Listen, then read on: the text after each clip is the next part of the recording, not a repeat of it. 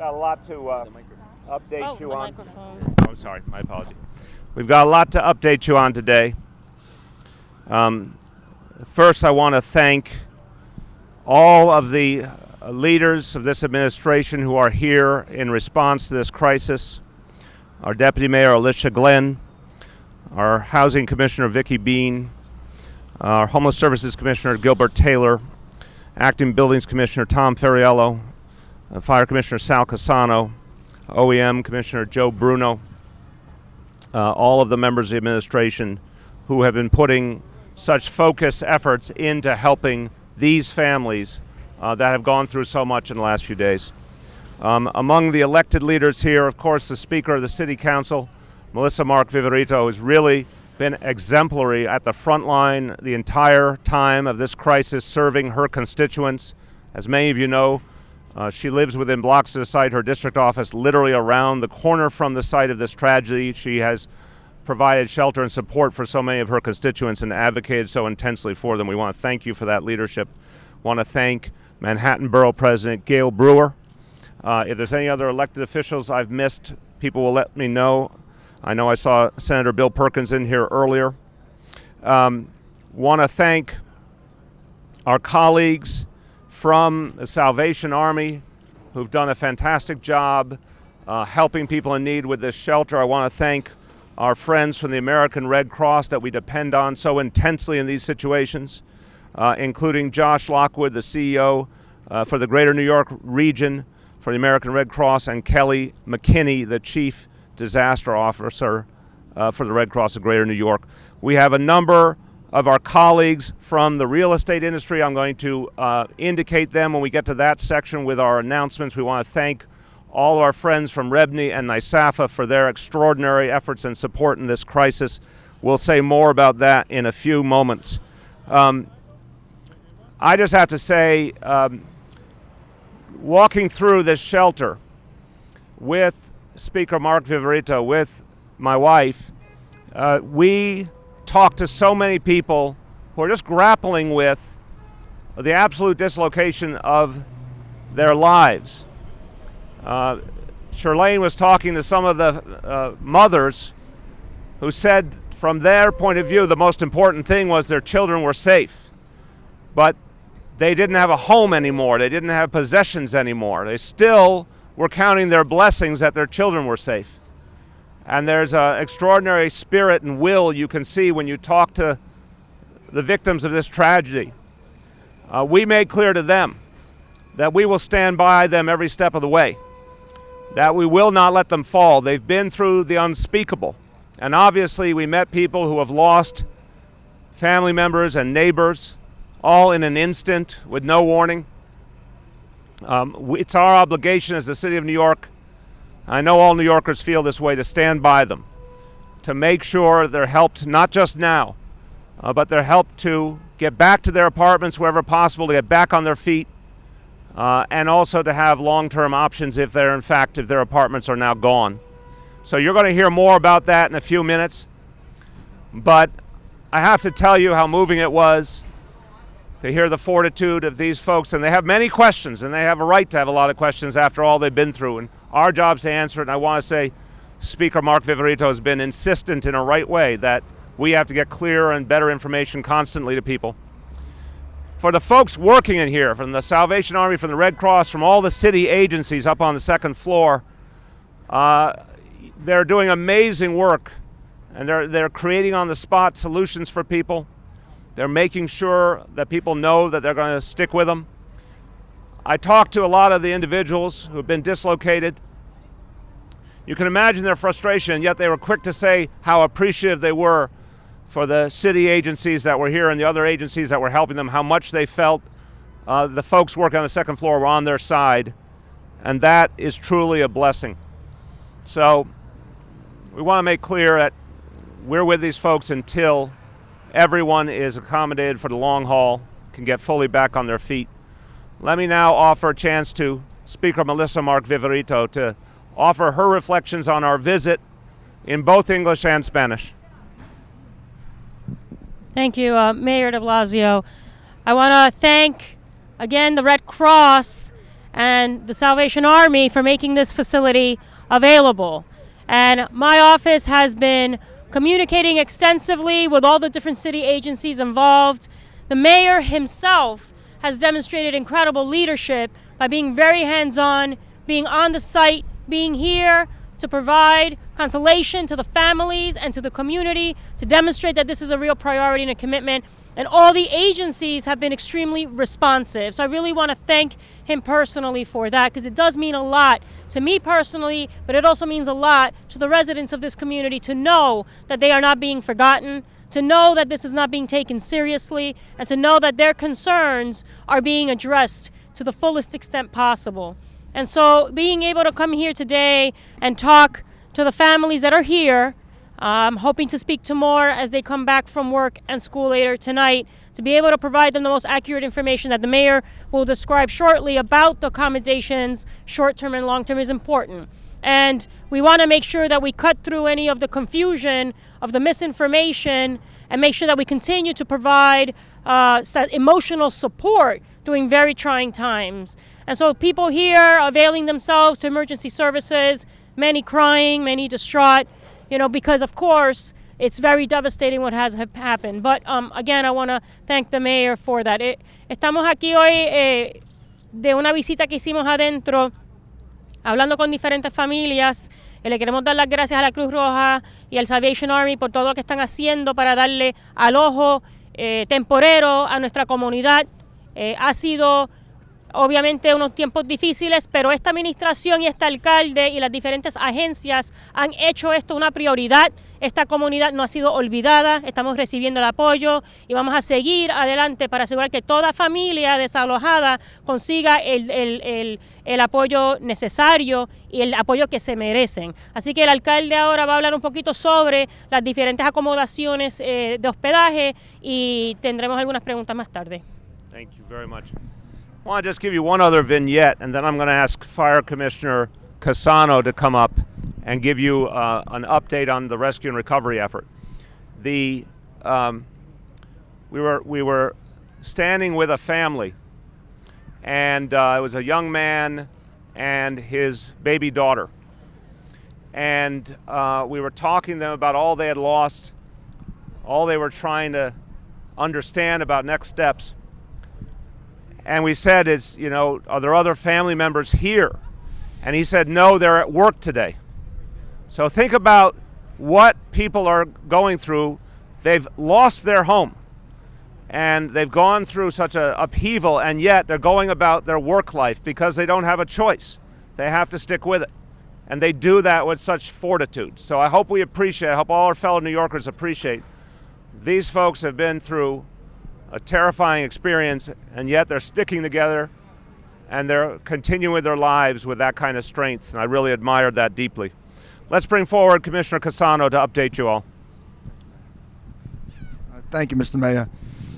Well, right now we are in the process of removing the final amount of debris. We have 60 to 70% of the debris removed. We had a report of 8 people missing. We've recovered 8 victims, but we're still going to treat the site like there may have been somebody in there that was visiting that wasn't reported missing. So we will take the debris from the area, put it on the sidewalk, examine it before we take it to Randall's Island, where the debris will be saved to do a forensic study on as part of the investigation. We will use our sonar equipment to check areas that maybe have voids in it. And there was a rear wall that was hampering some of the debris removal, which has just been taken down, so that it will allow us to get the debris quicker. We're hoping that sometime tomorrow we'll have it all cleared so we can get to the basement to start our investigation. The Bureau of Fire Investigation and the Police Department's Arson and Explosion Squad will get down there, and then NTSB will do some of their investigation. But it's moving quicker now because that rear wall has been removed, and we hope to get there through midday tomorrow. Thank you very much. All right, let me move on now to make an announcement that's so important to those who have been displaced, either temporarily or long-term. Again, once we finish this announcement, then we will welcome your questions on this topic, obviously only, on the topic of this tragedy. We'll welcome your questions on any of the elements of our announcements today and the updates today. we know it is our obligation to help people, and that includes some people who only need to be housed for a few days before they can get back in their building, and then they're still going to need a lot of help to make sure that the other parts of their life are working as they continue to rebuild. We have other people who are going to need several months of housing until they're in a position to go back. We have yet other people who need a permanent new solution because, bluntly, their building is gone and they need new housing. We're addressing that whole range of options. It's crucial to remember that we are being led in the decisions by the work of the fire department, the buildings department, and HPD, the housing department, to make sure that each building is structurally stable, that each unit is ready to be re-inhabited. So there's a constant effort being made to determine when people can go back into their buildings if their building is still there. And that's being carefully monitored. But we know we're going to need all of these kinds of solutions for people in the meantime. And it is our obligation to provide them.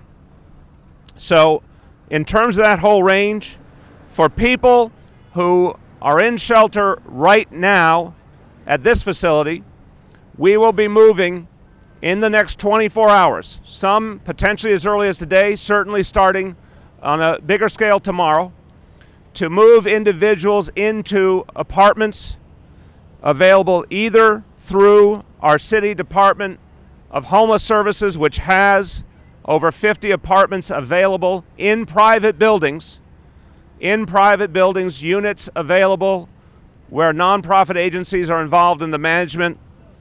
Those units will be available starting as early as today. We're also partnering with the YMCA to house single individuals. So those two sources will allow us to get people, by and large, quickly out of a shelter setting into an individual apartment type setting, at least temporarily, so they'll be in a more stable situation. Obviously, first priority is families with young children. Then we know we're going to need solutions, as I said, for a series of months. Some families will need a few months transitionally before they're able to get back to their buildings. Very pleased to announce today that the Real Estate Board of New York has stepped forward with great generosity and great energy. And they've arranged for apartments on the east side to be provided to displaced residents for up to 3 months. At this point, we believe that that number of units will be at least 25 units. And that's going to provide that option up to 3 months nearby for families that need that assistance. I want to thank, I have to say, the Real Estate Board of New York, REBNY. REBNY stepped forward immediately, generously, energetically. They went above and beyond the call, and I want to thank them. I want to thank Rob Spire, the chair, Steve Spinola, the president of REBNY, and other key figures in REBNY who I've worked with closely, including Hal Fettner and Neil Rubler. I'd like to thank the Stahl organization, the Olnick family, and the Muss Development Company. All of them stepped up, ready to serve people in need, and I think that's something all New Yorkers should be appreciative of. And then there are folks who need a permanent option, who need a new place to go and live because their building is gone. And once again, we saw an energetic, proactive effort by the New York State Association for Affordable Housing, the New York State Association for Affordable Housing, otherwise known as NYSAFA. They have gotten together with their member firms and nonprofits, and they have a number of units in and around East Harlem. They're joining with us to provide permanent options and, if needed, temporary options to families who've been displaced. I want to thank the president, Don Kaposha, the vice president, Lisa Gomez, who are with us, for stepping up. So this means that whatever a family's need as a result of this crisis, we have an option for them. And we're going to put those options into play right away. This is the kind of situation in which New Yorkers step up and help each other. REBNY's done that. NYSAFA's done that. They're coming forward in people's hour of need. They're creating real solutions with us. We don't want a situation where parents, especially with young children, are wondering where they're going to be staying. We want to answer those questions immediately, and because of the generosity of these organizations, we'll be able to. There's one thing that we need people to do, and I'd like the speaker to say this before we take questions. The speaker will say this also in Spanish. Any family displaced that has not yet registered for help, we need them to do so. We know a number of families have registered for help, but we also know there may be still dozens who have not. We can't get them all the help they deserve unless they register. So we please need the help of all of our friends in the media to get out that message. Any family displaced by this crisis needs to register for help. They can do that here at this center so we can get them the help right away. Let the speaker repeat that in Spanish and then we'll take questions. Es importante, por favor, que los medios nos ayuden. Hay familias en los edificios impactados, en los edificios donde hubo la destrucción de esos dos edificios, pero también en aquellos edificios que han sido evacuados. Hay familias que no se han inscrito con la ciudad.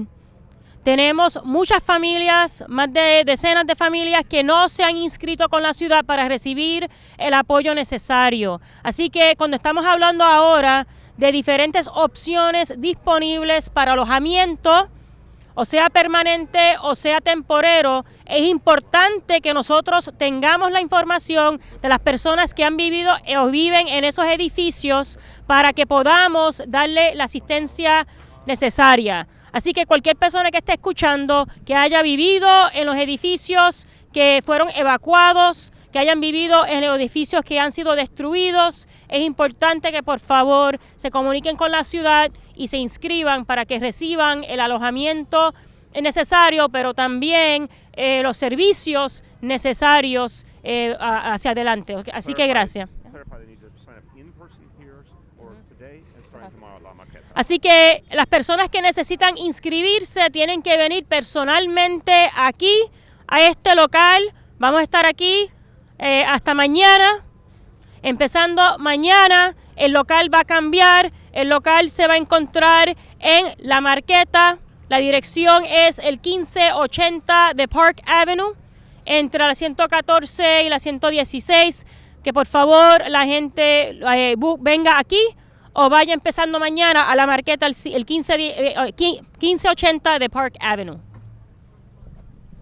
Thank you. Just wait. I just want to say this now, just to clarify. Anyone, any family that has been displaced that has not yet registered today, for the remainder of today, the ideal is to register today so we can start getting them help immediately. So any family has not registered should come today here to the Salvation Army Center, 175 East 125th, 175 East 125th, starting tomorrow and continuing thereafter. The site for registering will be at La Marqueta, which is the East Harlem landmark, La Marqueta, 1580 Park Avenue, 1580 Park Avenue, at 115th, at 115th Street. With that, we welcome your questions. Yes, sir.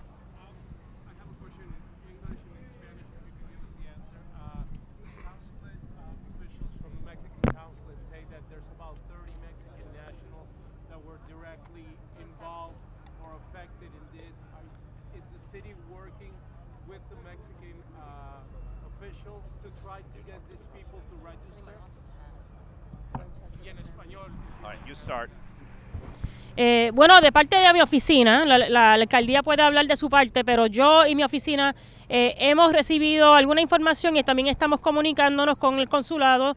En estos tiempos, como entendemos, han habido algunas familias también fallecidas y estamos tratando de ayudarlos a conseguir asistencia para el funeral, ¿no? Pero también aquí ayer habían representantes del cónsul y le estábamos hablando un poquito sobre la importancia de coordinar esfuerzos, de proveer asistencia mental, psicológica para las personas impactadas. Eso ha sido el extento de mi conversación con ellos. Al nivel de la ciudad, no sé, el alcalde creo que va a contestar esa pregunta. Yeah, so just to clarify the answer, so I want to emphasize point one that we talked about yesterday. Anyone, regardless of nationality or citizenship, regardless of documentation status, will be helped equally. And anyone who happens to be undocumented can feel safe and secure coming in and getting support. I know Melissa's office is reaching out to the consulate. We will make sure that our Office of Emergency Management reaches out as well. And there were reps here yesterday from the consulate. Louder, louder.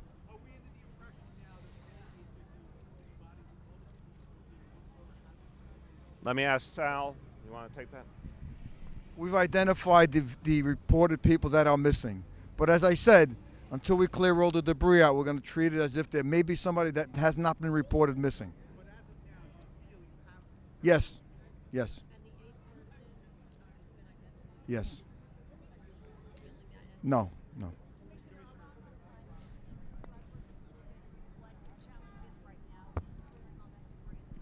Yeah, well, the biggest challenge for us was getting rid of that rear wall. That's been taken down in the last hour or so.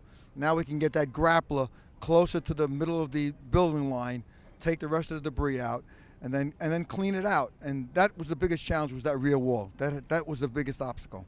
We should be moving much more quickly now. Well, all the gas is shut off. There is no gas. There's no trace of gas, but we still need to get to the basement to try to find the cause and origin. Yes, Rich.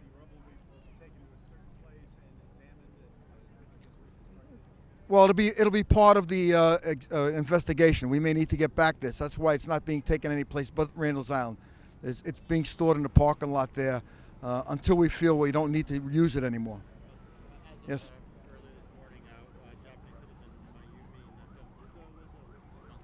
Yes.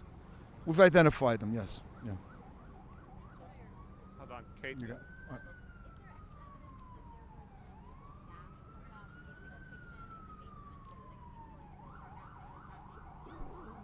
right. We haven't gotten into the basement yet. That's why as soon as we get all the debris out, we're going to send our marshals down and we'll examine any possible reason why, A, there was a gas leak, if it was, and why it ignited.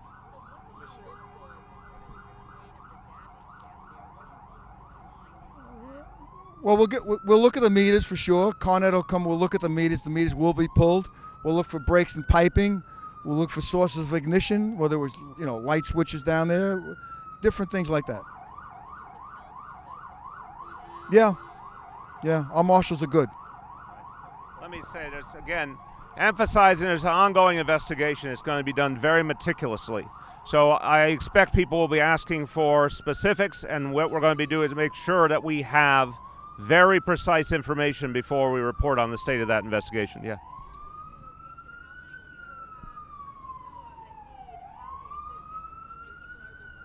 Let me turn to let me see if we know on the housing assistance. Vicky, come on up.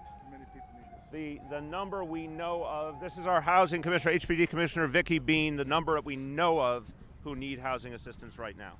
So about 55 families have registered. We don't know how many of those will need the different kinds of help, but about 55 have registered indicating that they need help. I think it's around 100 adults and children, but I don't know the exact numbers. Okay, well, I'm sorry, there are 55 families that have registered, probably over 100 people. so 55 families at over 100 people. We'll try and get you a more precise answer, but again, remembering, as I said, some only need very temporary help, some who need permanent housing, so a real bandwidth there. You have everything from folks who were displaced from the 2 buildings destroyed to people in adjacent buildings who can't get back in yet. Some may get back in a matter of days. Some it may be a longer period of time. That's why we're going to need all of those options to serve them. Yes. Is that a media question for the media? Okay, hold on, brother, 1 second. Yes, in the back.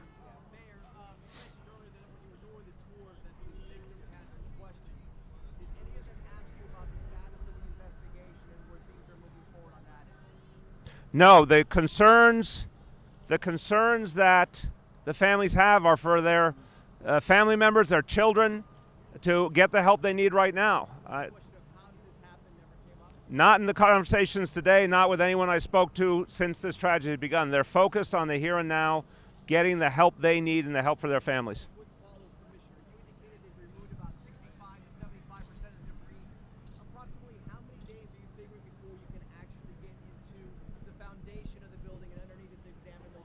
We hope to get there by midday tomorrow. Two or three more, please.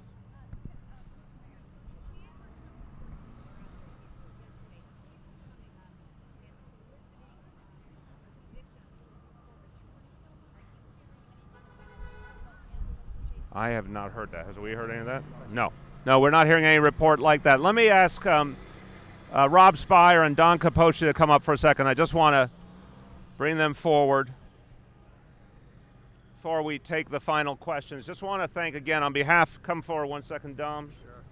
Don Capoce, New York State Association for Affordable Housing, and Rob Spire, the chair of the Real Estate Board of New York. Just want to thank them again profoundly for putting forward so many units that people need. And I particularly want to say, again, one of our greatest concerns in this situation is that we needed units near the neighborhood. Something Speaker Mark Viverito has talked about repeatedly, remind everyone, people need the support of their family, their friends nearby, their houses of worship. They need their children to stay in the same school.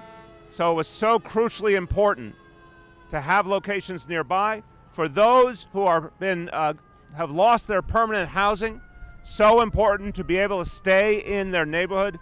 Because of these two gentlemen and their organizations, that's going to be possible. So I want to thank you again on behalf of the people of the city for stepping forward and making that possible for these families who are going through so much. Yes? Two questions. First, it's 15 or 25. We checking our deputy mayor behind us says that we think that number's going up from 15 to 25. That's accurate, we think? Yes, we're up to 25 now. Okay, and where in the neighborhood? It's here in East Harlem or it's farther south? Let's here, please. We now have 34 It's the apartments numbers going up again. That's a available good thing. among our membership, and we'll do what we need to do to be helpful. I'll repeat it. Anything like this before? We were asked yesterday by the mayor and his administration, and I think the 13,000 members of REVNY want to do whatever we can to be helpful. We're a very philanthropic industry. We try to help where we can. 9/11, Sandy, other tragedies like that. But we're really thinking about the victims from this week's tragedy and their families and the displaced families. We're going to do whatever we can to be helpful. So let me just, before Don, hang on, just to clarify over here too. So the number of units from REVNY now is 34 units. That's an upgrade. 34 units they're making available in and around this area. Now to Don. Yeah, sure. We're getting our members are giving us reports to their managers every hour. We got another unit in the last couple of minutes. Our units are on First Avenue and 100th Street, just off of 134th Street, East 130th Street. And NYSAFA worked with the city closely after Sandy to put together a similar kind of a protocol to identify available units. So again, the NYSAFA units in very much the immediate area, including the permanent long-term units. We got time for a couple more if we have them. Yes.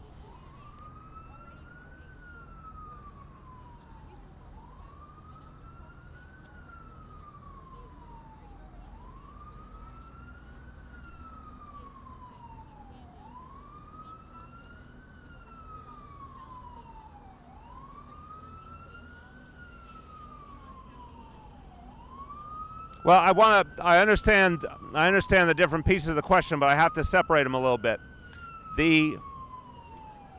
What we're talking about here will accommodate everyone who has been displaced temporarily and everyone who's been displaced in terms of their permanent housing.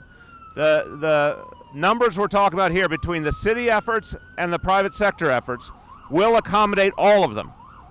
So we can say that safely now. This has been an extraordinary effort. I want to thank our Deputy Mayor, Alicia Glenn, for having led the way, Deputy Mayor for Housing and Economic Development, and bringing together all of these players to make sure we could do this. The second part of your question refers to our affordable housing situation overall. I don't want to get into a lot of detail. We obviously have a very aggressive plan to create 200,000 units of affordable housing.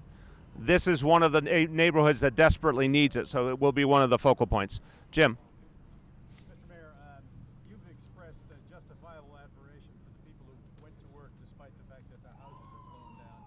What would you say to those bosses? Would you say give them a break? How about giving them a day off? Look, I think it is. I would say it's a little more complicated. I think for some people, going to their workplace might be therapeutic too. For some kids, certainly going to a school might be therapeutic. So I think it depends on the individual. Obviously, any individual that is going through a lot right now and needs a few days off, I would expect their employers would be sensitive to that. But what I was so struck by is just the resolve that people have to keep going no matter what's thrown at them. And I just want to say again, I think a lot of you have seen the site and seen how our first responders have handled this. Just exemplary. Extremely difficult, complicated situation, and our first responders did an extraordinary professional job, and were able to do a lot to help people even in this adverse situation. Last call, yes.